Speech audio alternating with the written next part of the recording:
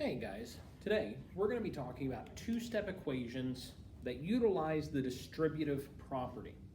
Something that looks like this.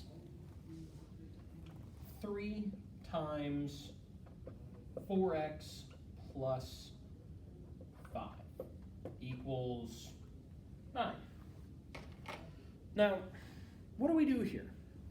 Well, if it was just a regular two-step equation, say 4x plus 5 equals 9, we know we'd use some inverse operations to get our variable by itself.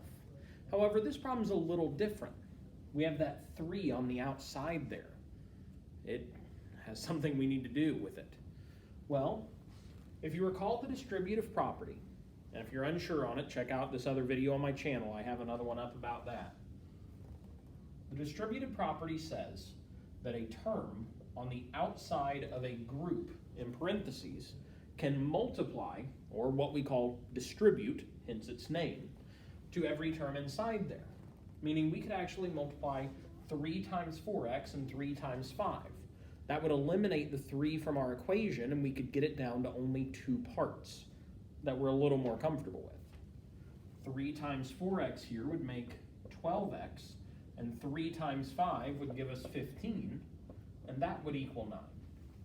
At this point, we have a regular two-step equation.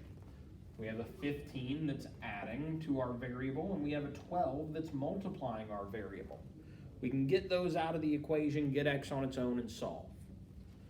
Well, based on our reverse order of operations, as I put it, needing to deal with addition and subtraction first, multiplication, division, and fractions second, we can go ahead and remove this 15, do its inverse operation of subtraction, and get 12x equals -6.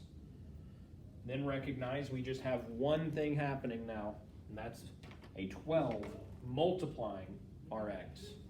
Use its inverse operation and divide, and get that x on its own. -6 over 12. We can simplify that fraction and get -1 over 2.